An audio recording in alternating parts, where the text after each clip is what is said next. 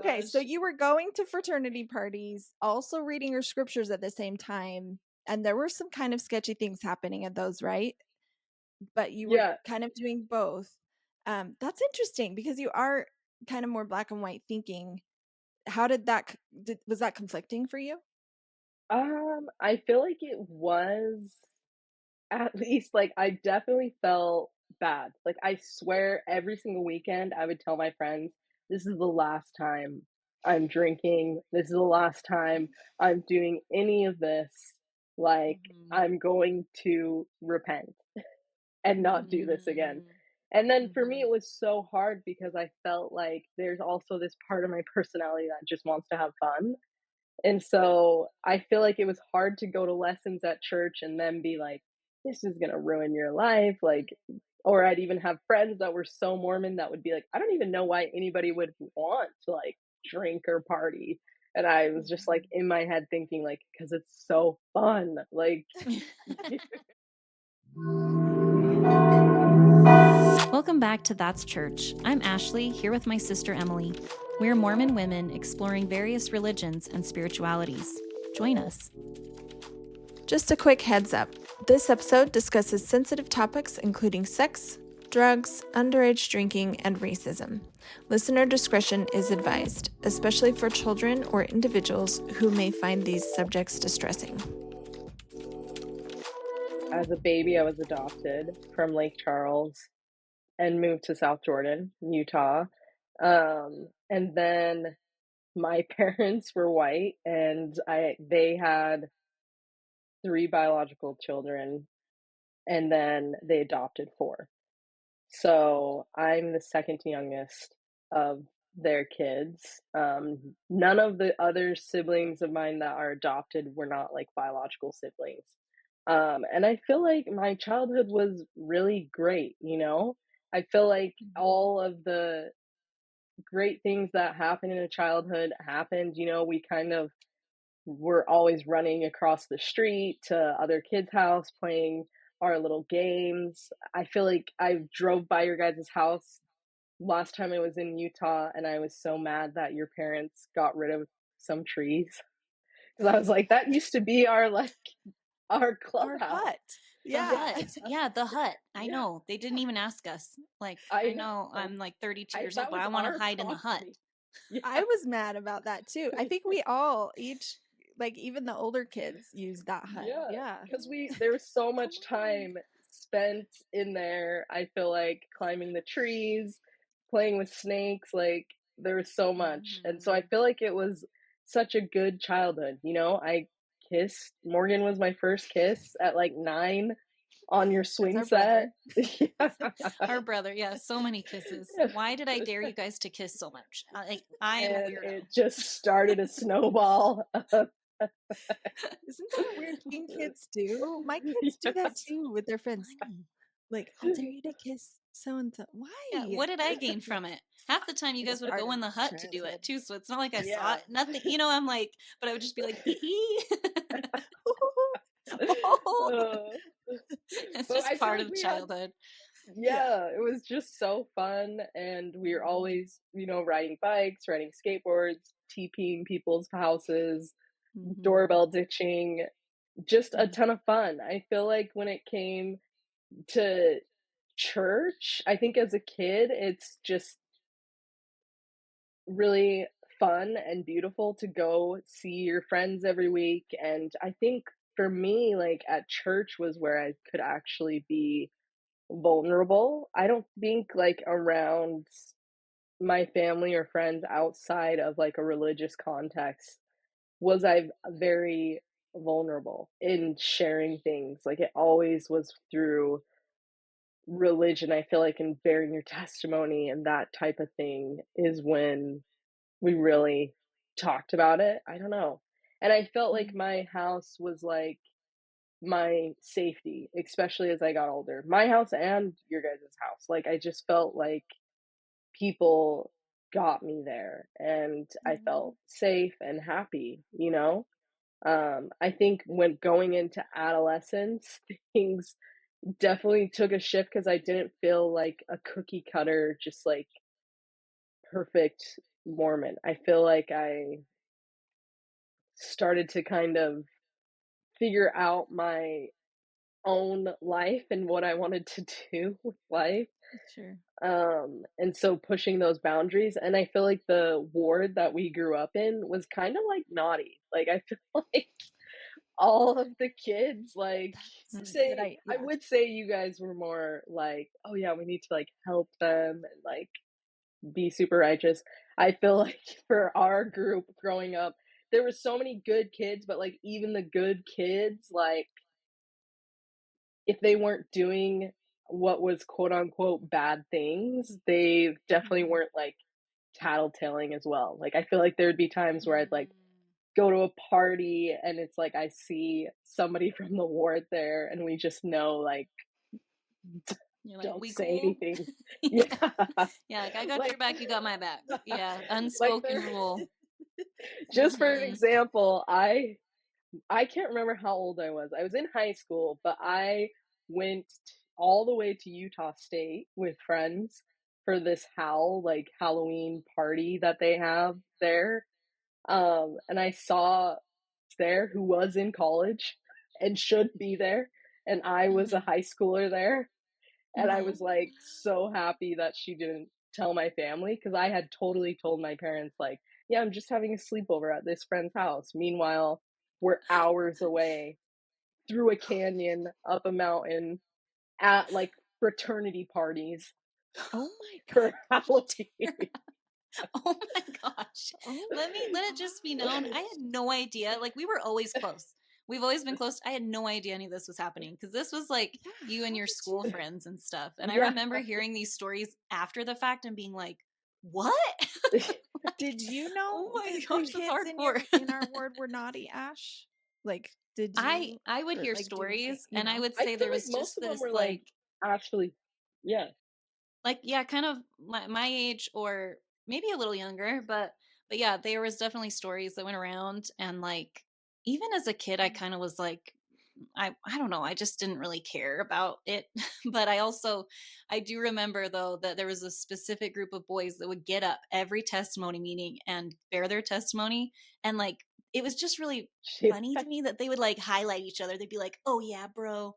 And this guy and this guy. It was like a bromance up there every time. And they would give these super heartfelt like testimonies. And I'm like, I know what you do on the weekend. Like, I hear the stories. So that was kind of funny to me. So you would Yeah, go to I like mean, fraternity parties as a teen. yeah, I mean, I was like, yeah, 16, 17 years old. I don't know if I know I was like a junior or a senior in high school, um, Mm, going to that. And I think it was just because like my friends, like it was like their older siblings actually did go to school at Utah State, university. And so they'd be like, Mm. yeah, come stay with us or come do this. And they weren't Mormon, some of them. So Mm. it was a little bit different because I feel like their parents' views on things were very different, right, than my parents. yeah. Interesting. Yeah. And yeah, I always felt like your parents were so great because my family, it's just interesting how each individual person's personality perceives things and like um anyway, I my family was definitely a little more nuanced in the church, which I didn't know that at the time. Maybe just a little bit more free spirited in the way that we did things. Hmm. And your family was definitely more like straight arrow, like traditional LDS. And I always like was jealous of that, honestly. Like I was like, they get up at 6 a.m. every day and read Oh, scriptures. Like that was like amazing to me. And I would sleep over there and I did it a couple times and I was like, this is so cool. Like, and like such a So great like funny. family connecting thing. And like I wanted that, and they do family evening like every week and we just didn't, yeah. and I think I was maybe a little critical of my family that we weren't that way, and now like I'm definitely not that way with my kids, Yeah. but I think I was, Todd and I were in the beginning. Yeah. Um, and anyway, so it's just interesting. And I think you've expressed sometimes that you looked at us and were like, oh, that's nice that they're Yeah. not as like, like traditional. Yeah, Anyway. I don't think it's bad to be that way because I love family homemaking. Like, I love Mhm. being able to hang out with my siblings, especially older siblings who you just, like, are kind of tired of you, like, it's still fun, I think, as a younger sibling to be like, "Yay, Mm. like, you have to hang out with me Yeah. and see me." Yes. And I did even, like, the scripture study, like, for me, all through high school, like, I didn't miss a night of reading my own scriptures because of it, you Wow. know? Mhm.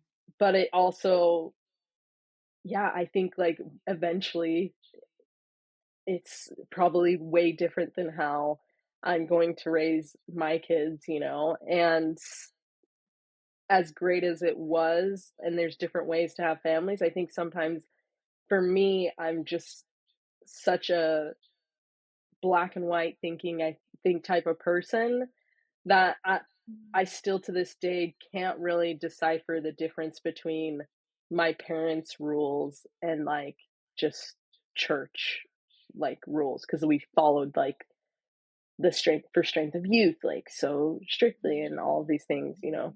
Mhm. Mm, Interesting. that's so Yeah. interesting. Yeah. And I mean, that is how you would see the religion because it's how you lived it. And it's Yeah. just so interesting how every person's perception is so different and upbringing in it is so different. Um, yeah, I definitely wasn't jealous of the 6 a.m. scripture read. Like, yummy. I know, and remember when I had sleepovers at your house? I'd have to be home by 9 a.m.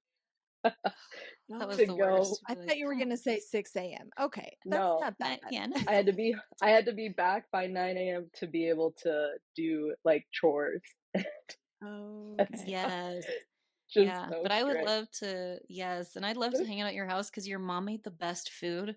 She made like homemade breadsticks, and I'd be like, I'm gonna stay a little longer till those breadsticks are done Whenever I cooking. can. Yeah, Cheryl, come on. I I loved love sleepovers because she'd make this huge bowl. I've been wanting to get one like it. It was like the biggest bowl I'd ever seen of popcorn. oh, And we we would still just, have it. They it still was have like it. just really, it was just Oh like my me gosh, and I Shauna just only, pictured it. and we'd eat the whole thing. Yeah. I forgot Is about also that. our throw up bowl when we I know. I saw that later and was like, wait, that's all right. It's all right. Popcorn's It's good enough. fine. This popcorn's real It's good. worth it. That's the worst. Oh my Okay, so gosh. you were going to fraternity parties, also reading your scriptures at the same time, and there were some kind of sketchy things happening at those, right? But you were Yeah. kind of doing both. That's interesting because you are kind of more black and white thinking. How did that was that conflicting for you? I feel like it was at least like I definitely felt bad. Like I swear every single weekend I would tell my friends, this is the last time I'm drinking. This is the last time I'm doing any of this. Like Mm-hmm. I'm going to repent and not do this again. Mm-hmm. And then for me Mm-hmm. it was so hard because I felt like there's also this part of my personality that just wants to have fun. And so I feel like it was hard to go to lessons at church and then be like, this is going to ruin your life. Like, or I'd even have friends that were so Mormon that would be like, I don't even know why anybody would want to like drink or party. And I was just like Mhm. in my head thinking, like, because it's so fun. Like, You're like, it's fun yeah. in class. Let me explain.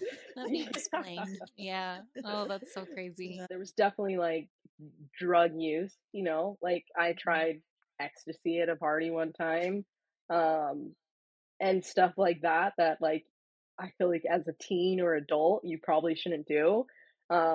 But also it's hard because I feel like there's the conversations like around alcohol and drugs and yada yada, you know, it's so obvious, like nobody has really any insight into it. You know, like even my parents have never drank or smoke or done any of these things, which I don't Mm-hmm. think you have to do any of that to know, but just like the education around like how you should talk to your kids about this, like was just non existent, right? Because if we're if they're faithful Mormon children, then like I don't need to like tell them The not to answer is drink. just, yeah, well, and the answer is just not to do it ever. Right.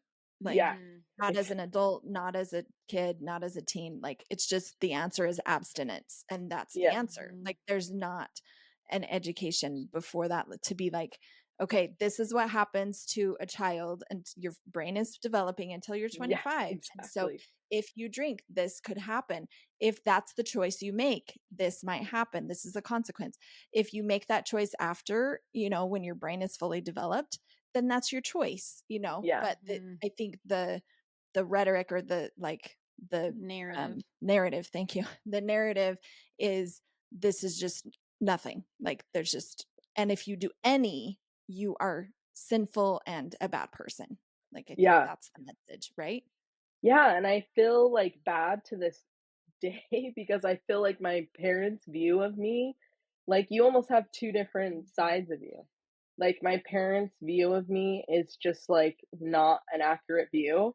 And I don't remember who said it, that like you either hide yourself in fear of rejection, right?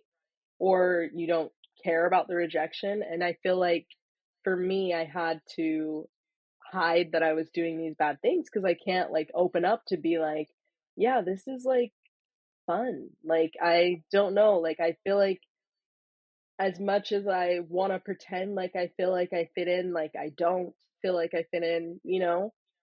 And I feel Mm-hmm. like this brings me a sense of like community and people who understand me, but you're looking for like connection in all the wrong, I don't want to say all the wrong places because I feel like those friends were still like such good friends. It's just the Mm-hmm. activities that we were doing are not okay for like teenagers. Mm-hmm. Mm-hmm. And Yeah. And I so it would have think been for different. people, yeah, Mm. sorry, it would have been different. What? Yeah, I think it would have been different if our parents weren't so, I don't know, like it just feels like almost like a wall, of like understanding. Like I had one friend who she was like, and we were all to like some degree like sexually active, right? Whether it was through just like fooling around or people having full on sex. And Mm-hmm. like, so we'd go to like Planned Parenthood and I would like get her the Plan B because like her mom would go to that Planned Parenthood to like make sure she wasn't going there and like check her trash dumpsters to make sure like she wasn't having sex instead of being like, No way. yeah, it was Instead of it being was like, let's chat and I yeah, trust you and let's have a real conversation. yeah, it was just like this is not okay, like, and I will go to the ends of earth to like police this. Um and I don't know, it's just interesting because like now if my kids were to have sex, like I have reasons for why I don't want them having sex, but I think a lot of ours was so much curiosity because of just the lack of education. And I think a Mm-hmm. lot of the lack of education comes from our parents not understanding that. I mean, you kind of hit on Yeah, that. Like if you don't understand something, your gut reaction, and the church's like um story is, just don't do it because it's just bad and it's a sin yeah, and there's all these consequences. So just don't do it. Rather Mm-hmm. than, hey, like, here are the consequences. Here's why I'd rather you not do it. And here's, like, I understand it as well. Rather than yeah, like, I think especially alcohol, like that's a good example. They don't understand it. They may think like, you drink alcohol, you're going to become an alcoholic. yeah, Like, I think that's kind of what people think. And Yeah. so there's not a lot of grace, or there's not a lot of understanding on their end to be able to educate their kids because they don't yeah. understand it themselves. And then if you go to the bishop and confess, like the consequences just don't match the crime, in my opinion. Like, I feel like we're so repressed. Like, the fact that you can't even masturbate, like, we are going through puberty. Like, I, as an adult now, my husband travels for work and it is hard for me for him to be gone to not have sex, right? Like I am sexually active and having sex regularly. And that's Right. like totally fine, you know? And we don't think like that Mm-hmm. that's weird or anything. It's like, yeah, we all enjoy being sexually active. Yeah. But as kids, we have literally when your hormones are at their height, we have no way to really, like, it's biology, you know? There's no way to like Mm-hmm. have a natural biological response, because you're not even allowed to masturbate, and Yeah. just So seems for some wild to me people, now because I'm like, mm-hmm. how can I, as an adult who literally anytime I feel like I want to be sexually active, I am with my husband because I know I feel like it's like a need for me, but I Mm-hmm. don't feel like for my kids who are going through puberty that that's like allowed, you know? It just seems like a disconnect. Yeah. Right. Well, and it we're taking away even their healthy ways Yeah, of Coping exploring and sexuality and well, coping and our yeah, body's biology. Like there are certain things that like our bodies do need, and we're just with this like no tolerance policy. Like so many people's sexualities are being like stifled, and the growth is being stifled, and it just creates this like, in my opinion, I think it creates a buildup, and it then when you do get married young, there are some men and maybe women too that expect sex like multiple times a yeah. day, every day. And it's like I heard a horrible thing recently of anyway, it's like a friend of a friend, and they said that they have a can't say no like policy with Wow. their Yeah. spouse. And I was like, that is unreal to me, what? because how is it real? How is that consent Yeah. if you cannot Yeah. say no? And I hope, I really pray that that was um I hope that was like kind of jokey, or like that that really I isn't hope the case even and a that they joke. really can say no. Yes. Right, it's a horrible joke anyway, but I hope that like they can say no, and because Yeah. otherwise that is not giving consent. And it Yeah. doesn't matter if you're married, like you still need consent when you're married. And Yeah. there are some people that don't know that. Like Yeah. because these things are not talked about enough, so many people go into marriages blind with for all of these reasons. Yeah. And teens are, they're clueless. I think you mentioned in Mormon stories that you weren't sure, maybe it was you or a friend weren't sure if you could get pregnant or not from a blowjob, and that is unreal Yeah. to me. I But like I I don't did think I not would have know. known that at the time either. Yeah. Like Because they're like, maybe it well, can, the sperm goes to the egg, and I'm just like, how does it well, get it's still in there? the body, Yeah, right? like, Yeah. and we don't, like, at least in my health class, we didn't have any like actual pictures of the human body. Like, I don't know, it was just Mm-hmm. so weird. Like they would like show the pictures of like what sperm and egg look like, and like maybe the bottom half of like a woman, but like they never show like a full picture of like how all of this works, like what's going on. And Mm-hmm. so it's just a huge lack of education Yeah. and creates even riskier behaviors. Like you said, like you are marrying someone who probably is a good fit, but you're not like, I do think when you're wanting to just have sex, right, it does cloud your judgment as much as if you are having sex and that's the only good part about your relationship, right? Mm-hmm. Both of them hurt the relationship because like you're focusing so much on the sex part of it instead of, that's one aspect of it, and a healthy sex life is a good part of a relationship, and these other Mm-hmm. aspects of it are as well, you know? Hmm. Mm-hmm. And there's so much shame surrounding it, like because masturbation is such an issue when, as a teen, when you're the most heightened in your sexuality, and then that's so shamed and shameful, like that carries into adulthood too, when it shouldn't be shameful. I mean, that should be the time that it should be the most like accepted, and like once you're in that marriage, and you're still, I think a lot of people are still carrying that shame through their marriage, Yeah. which No, is I so Mm-hmm. sad. I completely agree. Like my husband laughs because I'm like, man, I'm so happy that I had like my sexual awakening a year ago. And he's like, what's this? He's like, was the sex bad? I was like, no, it was like never bad. I just was like, I feel like this is like a Gen Z term when they're like pillow princess, where you just like lay there. And I'm Oh. like, I felt I was like, I felt I've never heard bad. that. I I think was I like, have. Yeah. I felt bad, like, actually being like a full partner engaging in sex. Like, I felt that that made me look like almost like a whore or something, because I'm like, oh, I actually Mm. enjoy this, you know? And it wasn't Yes. until like a couple years ago that I was like, oh my gosh, who cares? Like, Right. why do I feel so weird not just like telling my husband of almost a decade, like, Mm-hmm. Mm-hmm. actually like participating in sex, you know? It's just weird. I Right. don't know. Because there's some shame around it. And Yeah. it's so Yeah. unfortunate because, I think that, oh, that is so interesting. And I do think that as women, and this isn't even just related to church, but like within film, there's sex has been portrayed in a certain way that's a like things happen at the same time and this is what it should look like. And it's just not the case. Like I love that there are shows coming out that are really portraying the female side of sex, and Yeah. I think like this is education.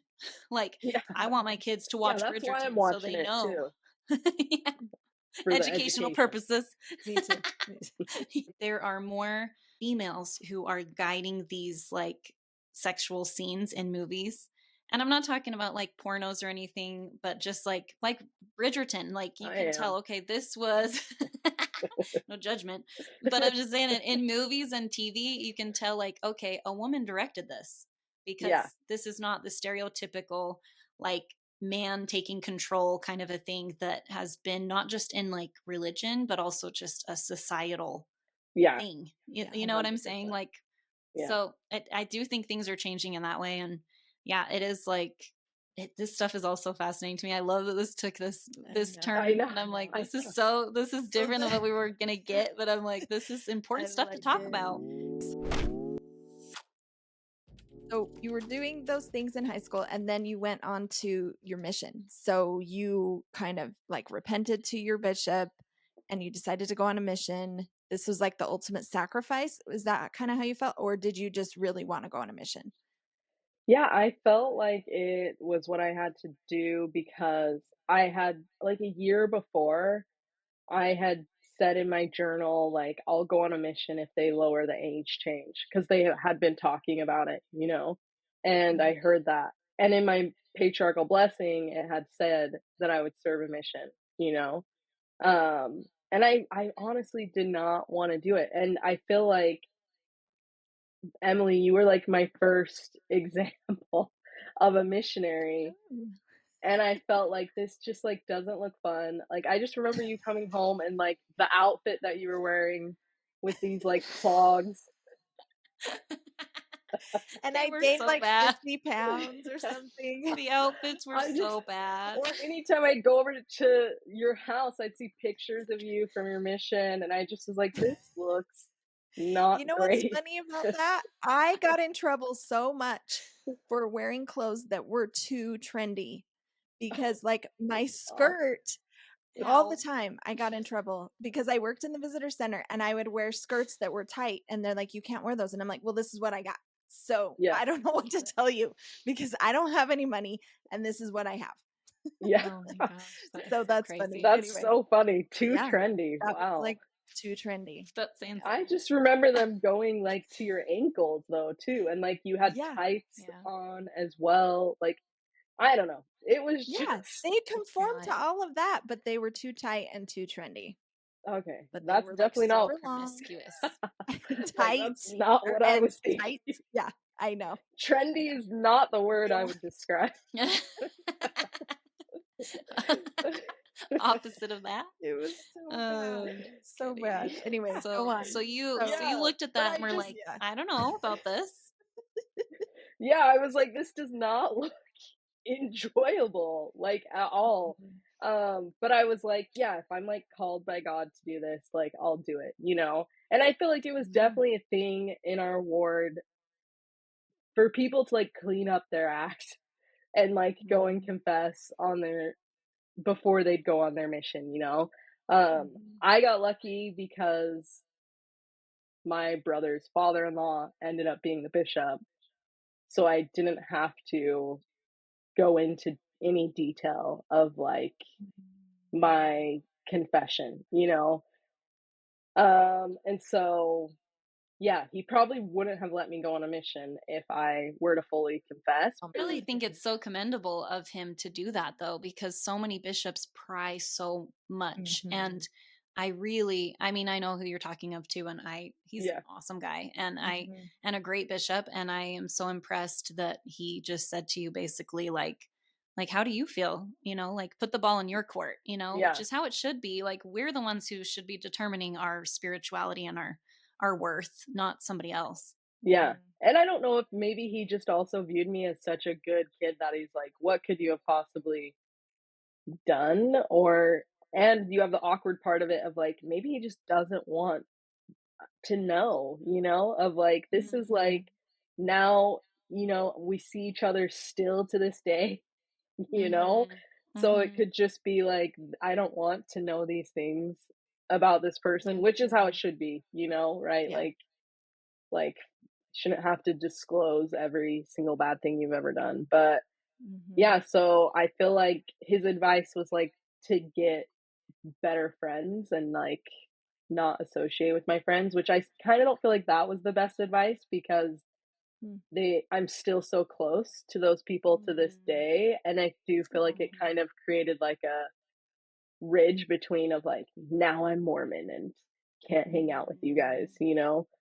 Yeah, that's Even though difficult. you've been there for me so much. Mm. Yeah, and I feel like going on a mission, there was things that surprised me. Like I loved the MTC and it was so much fun. Um, the outfits I still hated. Like I just don't think there's any way around being a frumpy sister missionary because I got the same things as you, Emmy, of like your outfit's too tight, like you're just hounded for what you're wearing. And so you just like by the end of my mission, I was looking at pictures the other day. I was wearing 2, sometimes 3 XL size clothing. Just way too big. Huge clothes because of just so much of like them telling like sisters like you need to dress more modestly. Sisters, you need to dress more honestly. And then on the other side they'd be like, don't look so like frumpy. Don't look so frumpy. And it's just like what? Like you The can't which win. What do you want from yeah, me? yeah. So I'm like looking at pictures and I was like telling Aaron, my husband, like what I remember those outfits and that shirt is literally a 3X L shirt. That is And crazy. I was probably a medium, you know? Like Mhm. just Oh my trying not gosh. to have too tight of clothes. I guess to go back because I think this was before your mission that you mentioned it, but I loved that this is on my bucket list, and I loved that you went to Catholic churches to confess. Was that Oh during yeah. high school? Yeah, I feel like so at my high school, my there was a lot of kids that went to this school called Juan Diego in Sandy. Mhm. Um, and a lot of them were like Mormon and some of them were actually Catholic. And so we had like a lot of friends, like I know my friend's boyfriend went to that school, and so they have like mass and confessional because it also like has a full chapel in the actual school.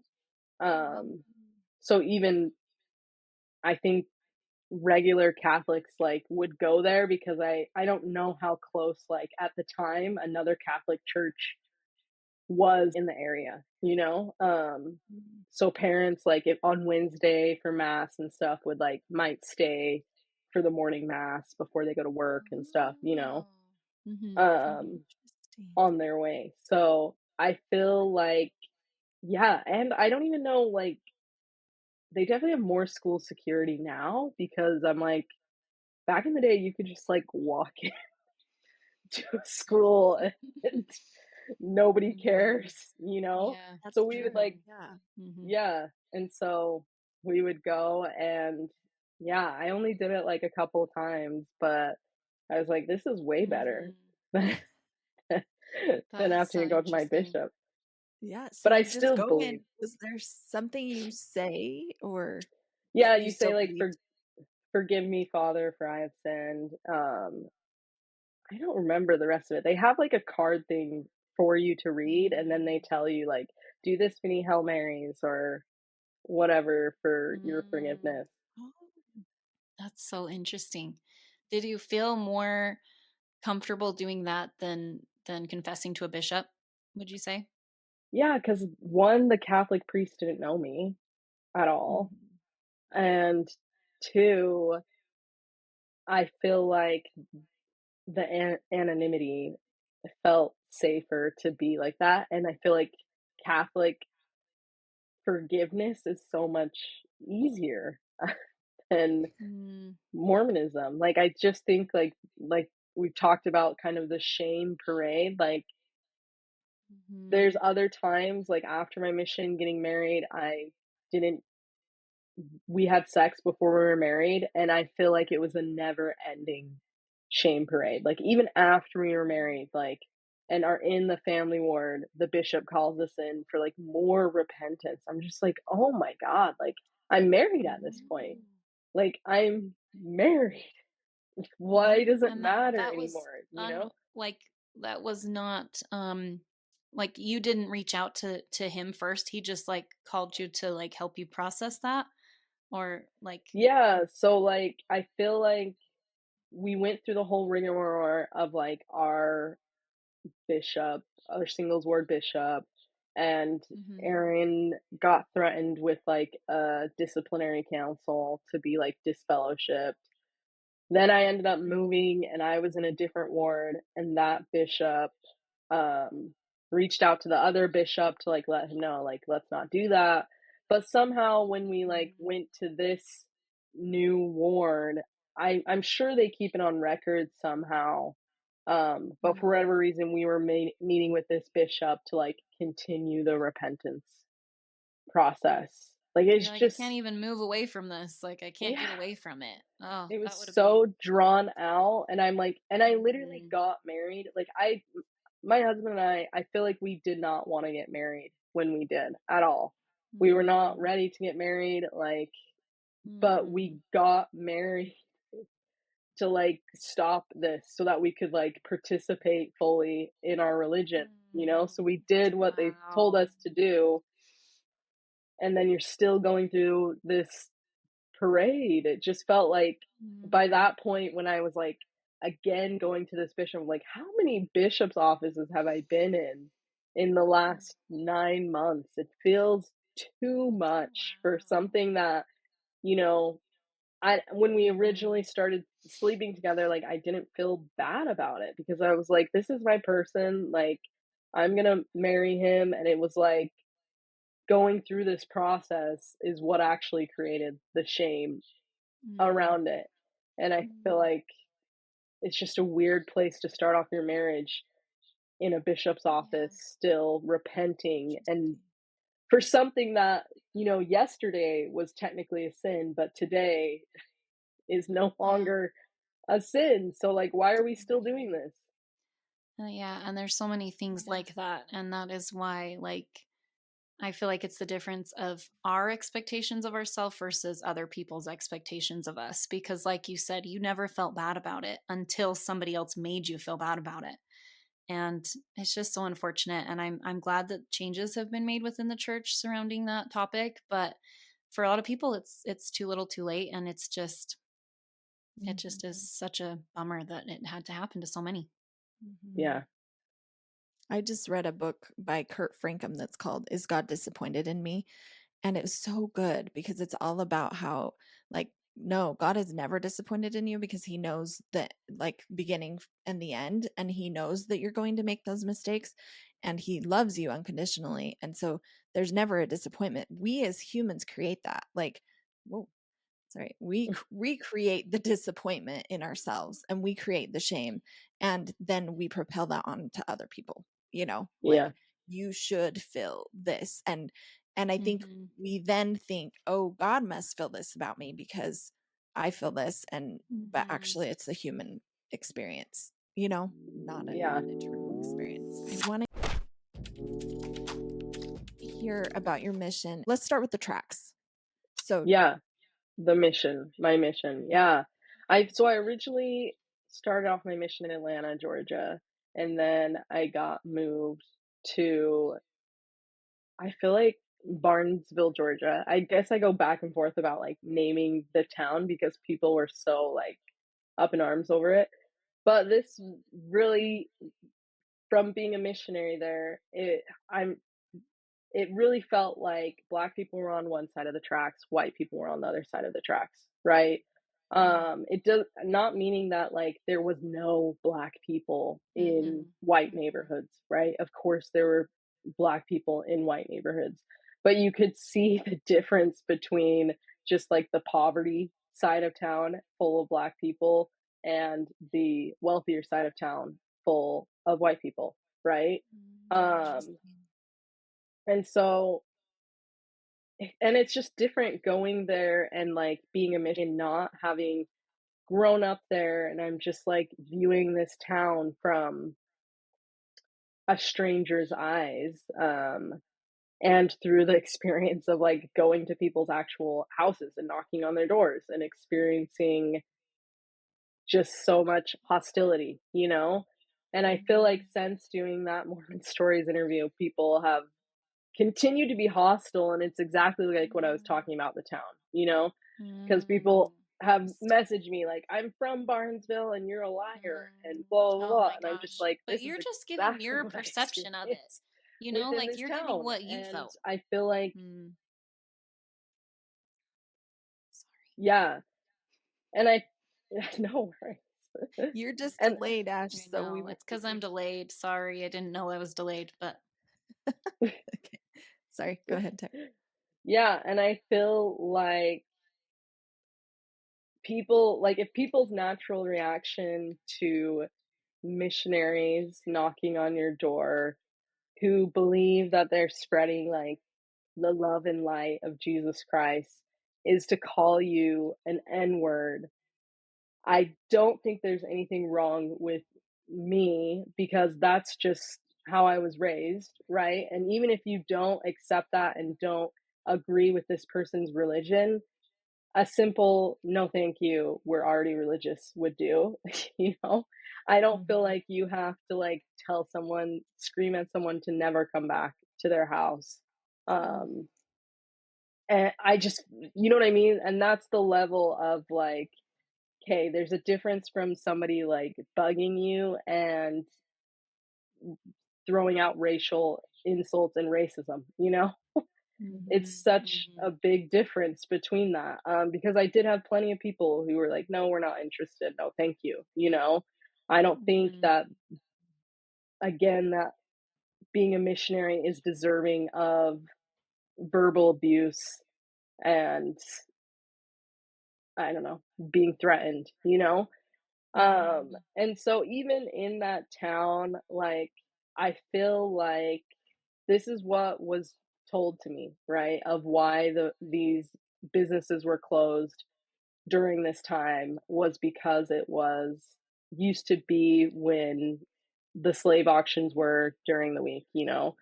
This is what Black people who had lived in that town for forever had said, like, yeah, obviously that's not what it was for now, but they just carry it on, right? And how it has been, you know? And I mm-hmm, believed it, but they were telling me because of the hostility and how hostile the town was, you know? I just was like, and of course that's confirmation bias, but like from my experience, I was like, yeah, that definitely makes sense because of how psycho people have been to us, you know? We And just you could not were go ahead, sorry. yeah. You were in an impossible situation too because you generally had a white companion, right? And Yeah. you were Black, and so on in one area they were racist toward you, and another area they were racist toward her, right? Like Yeah. how did that so you couldn't get away from it? Yeah, I think like a lot of times what would happen, at least with Black people, is they might not look at my companion or talk to her, Oh, right? okay. When it came to like going to people's houses who have their Confederate flag hanging high and happy, that was a whole different situation of like life threatening, you know. Mhm. Mm, And it's yeah. hard now for me to not think that like I think in Mormons' eyes they see a black person and they're like, this town has been extremely hard. When I got there, they had never sent a black missionary to this town. What? Wow.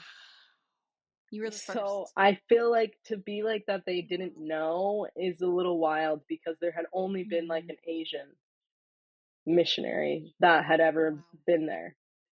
So you Um, were the guinea pig. yeah, and it was horrible.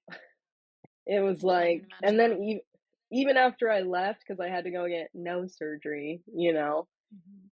it was like Stockholm syndrome because like when my mission president told me like, oh, you're not going back to that area, I was like so devastated when actually that Mm. was like the good decision to make because it just was not healthy. Mm. Interesting. And we weren't getting any Yes. baptisms. Like that's my only area that I never had a baptism. Hmm. Mm. And other missionaries would like talk shit, like, oh, because like the next missionaries that got there had so many baptisms. And as soon as I was like, oh, they're too white, sister missionaries, of course, like they had baptisms. Mm. Wow. Interesting. Yeah. Oh man, that would be such a conflicting feeling to be in a town like that, and also probably so different from being here in Utah. Which I'm not saying that racism doesn't exist here because it definitely does, but I think there. I don't know. Tell me if this is correct, Tara. Maybe I'm wrong, but I feel like there's like different brands of racism, Mhm. and so to experience something like where you have a Confederate flag flying, like I have in the last like 10 years learned about that, like about how they still exist. That's pretty sad that I didn't know that until within the last probably 5 or 6 years. But it blows my mind that anyone would think that that is okay. And there are some schools that still fly Confederate flags, and blows my mind that anyone could think that that is okay in any way. So I'm sure that was like so shocking for you to go into that. Yeah. I mean, the hostility was what was so shocking. Like how direct and freely people felt like it was okay to like be so aggressive was Mm. shocking, but I feel like that brand of like racism I had definitely experienced in Utah. I had kids at my Mm. high school that in their big old trucks would put Confederate flags and thought that was funny. Mm.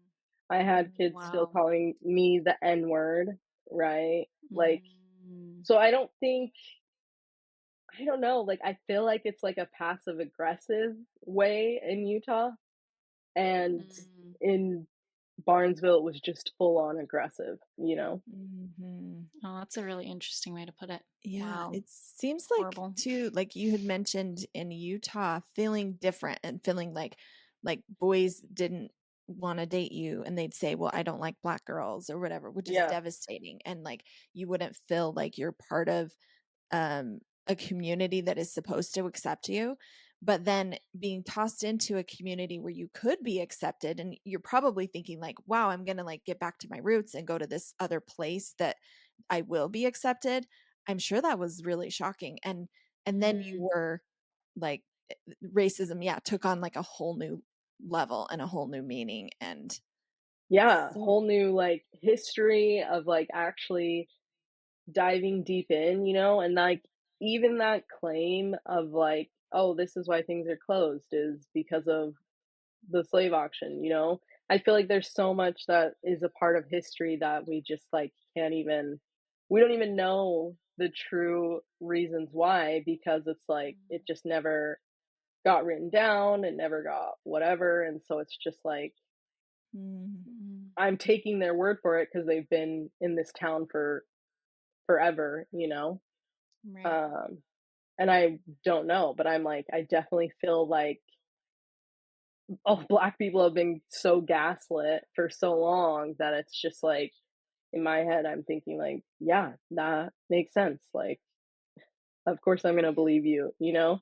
Yeah. Yeah. Yeah, and it's your experience, and Right. no one can claim that that's not how you felt. You know, like your feelings are valid. And the fact is, like, maybe not everyone follows that, like, closed at that time, but the fact that some people still do, that's still not okay, you know? And maybe there are people in the town that don't know that that's still Yeah. happening, but like you experienced it and you know what it felt like. And that's it. Like, period. End of story. Like, no one can tell you you're wrong on that when you were there feeling it, you know? Yeah. Yeah. And Mhm. 10 years later, maybe it's better. But Mhm. even now, it's like, even when Obama became president, right? I heard so many people in Utah being like, yeah, there's no racism. Like, we have a black president. Like, that means nothing. Mm. It Mhm. literally means nothing. Um, Great. We have a black president, so maybe that means like a majority of people liked Obama, and but I just because you vote for somebody doesn't mean that you like them or that you're not racist. Like, Right. Mhm. Totally. Mhm. You Mhm. still may have prejudices that you don't even realize you have.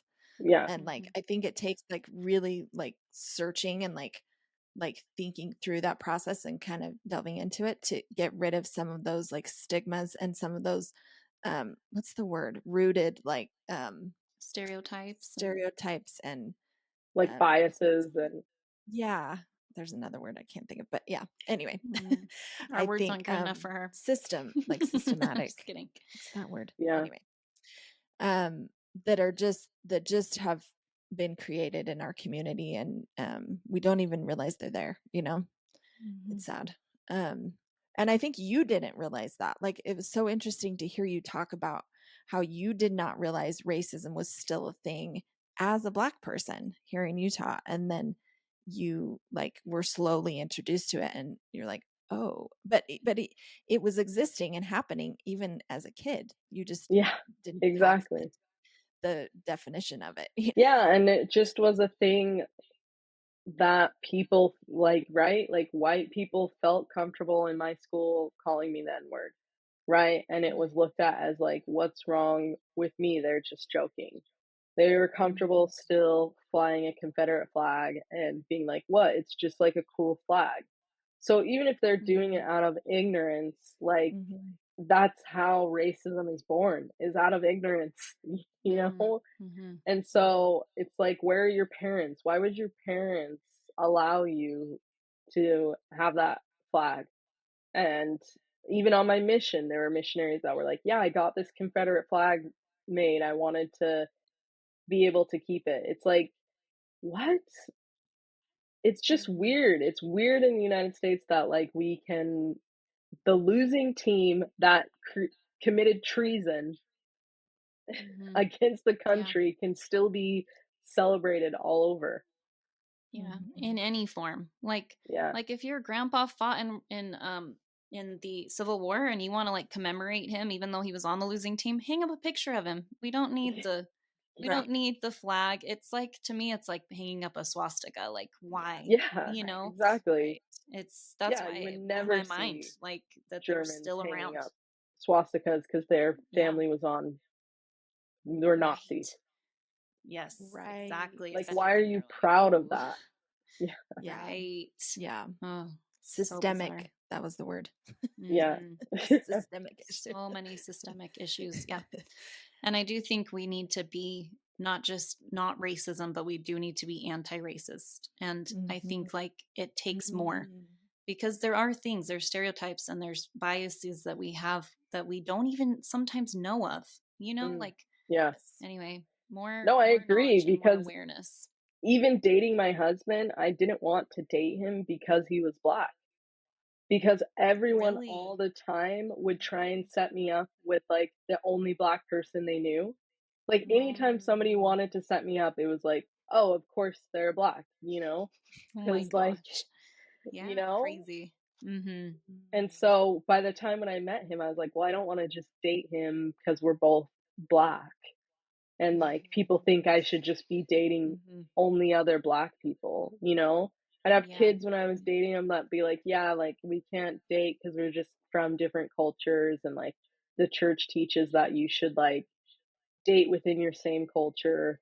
And I'd be like, we literally I grew up here. Like, what are you talking about? Like same my culture. parents, yeah. And I feel like that was like a, you know, a calling sign, because it did used to be discouraged, you know? I feel like even until 2019, they still had in their manuals talking about like interracial marriage and stuff. And so it's just like, that is insane.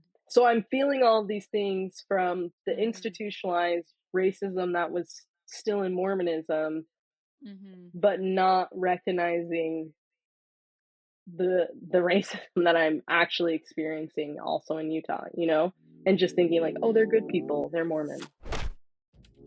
So for this fun and silly last segment, these are your two options for this question. You can either tell us an embarrassing story, or you can answer this question.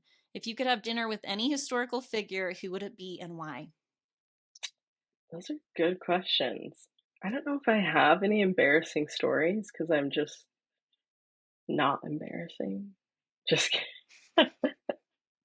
Yeah, that's true. I'll do an embarrassing story. This one still haunts me in right before I go to bed every single night. Because it was so embarrassing to me. It was the worst. On my mission, we had like a baptism, and while we were waiting for the person to get changed, like everyone was super loud. And so of course, me as a self-righteous missionary was like, brothers and sisters, we need to like keep the spirit, yada yada. So if we could just stop talking. And then my phone goes off with the loudest ringtone. Oh, the karma. That is so good. I love it. That's so hard for me to imagine you actually saying that. Like, people, quiet down. Oh my gosh. The ringtone too at church, it's like, why is it so embarrassing? I mean, at a baptism, that's even worse, but just at church in general, it's always like so humiliating, as if like why is that? If that went off any other place, you'd just be like, oh, whatever. But at church, it's like, I love how you made me feel so much better about it. At a baptism, it's way worse. I'm not here to comfort. You should be embarrassed. 10 years later, I hope it still haunts you. That is the stuff that keeps you up at night, though, where you're almost asleep and then you remember it and you're like, oh, damn it. Like, why did I do that? Such an idiot. That is the best. Thank you for tuning in to this insightful conversation with Tara Herbert. We hope you found it as thought-provoking and inspiring as we did. Before we sign off, we're excited to share a sneak peek of our next episode that will release on Sunday, June 30th.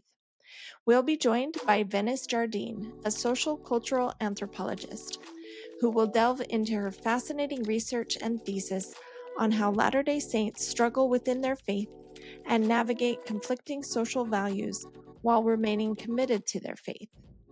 Venice will also share her personal faith journey, the importance of empathy and understanding in building bridges between different faiths and cultures, and her experiences researching in France, Thailand, New York, and Salt Lake. You can find this interview on public platforms like Apple or Spotify, or wherever you find your podcast, as well as here on Patreon for free.